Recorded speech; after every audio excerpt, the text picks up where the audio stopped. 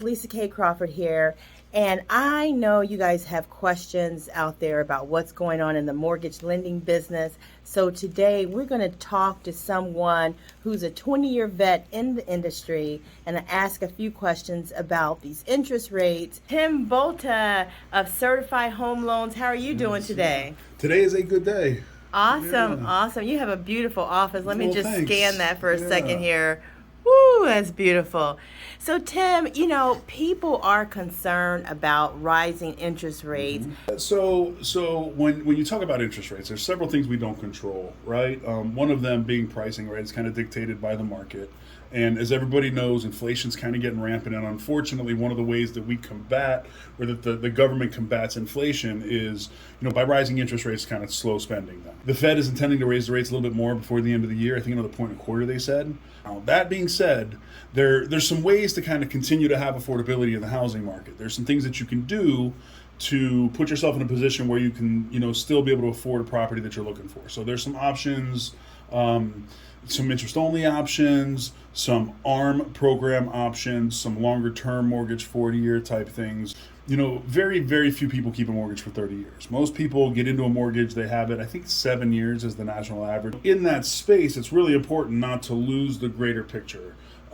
I think personally, once this kind of settles down, once some of the turmoil and some of the inflation slows down, especially overseas, right? I think that we're going to see a retraction of some of these interest rates, but 640 something plus $1,000, so up to that pocket, I don't think we're going to see a large decline in property values.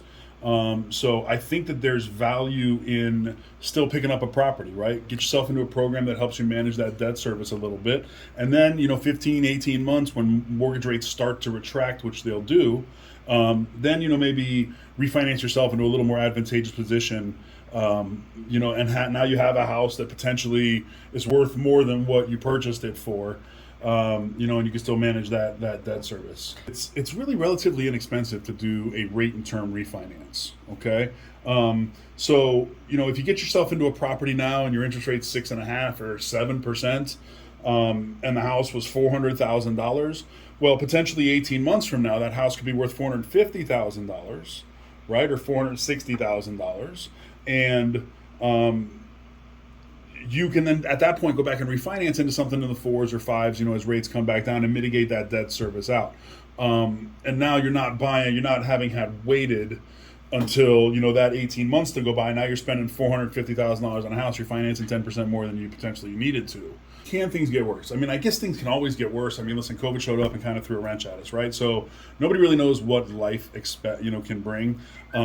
The Fed, like I said, is going to raise the rates a little bit towards the end of the year. I don't know how much worse it could get. It's a little disconnected in the market now. So as far as the MBS is going, the mortgage-backed securities and mortgage pricing, I don't know how much worse it could get.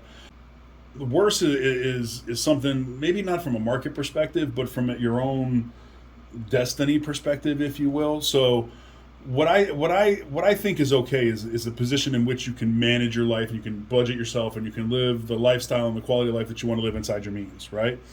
You have to live somewhere. So your options are you buy or you rent. Okay. For certain, especially with the rising rents, right?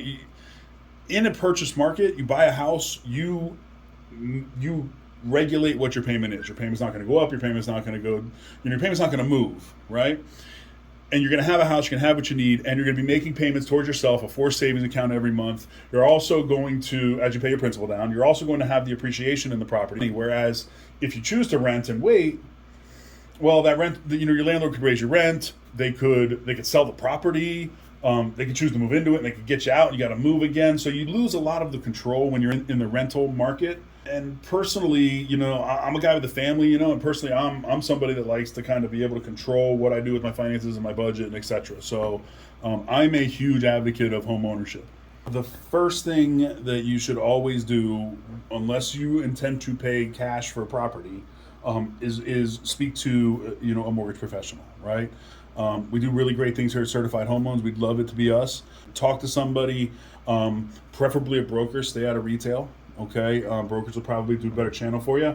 It's most important to understand what you can look for, what your budget will allow you to have, what your down payment will allow you to have, what that debt service looks like, any particular interesting questions as far as qualifying. Maybe you got a little bit of a wonky job, or how you get paid is a little weird, or you're self-employed, or shoot, maybe you don't have a job. We have programs for that too, right? Got a lot of cool stuff. So Really? yeah, we really do. But and then when you find something, and you go to put that offer in, they can, the seller will understand that you're a serious individual whom has taken the proper steps to be certain that they can actually purchase the property. Absolutely. And pre-approval versus pre-qualify.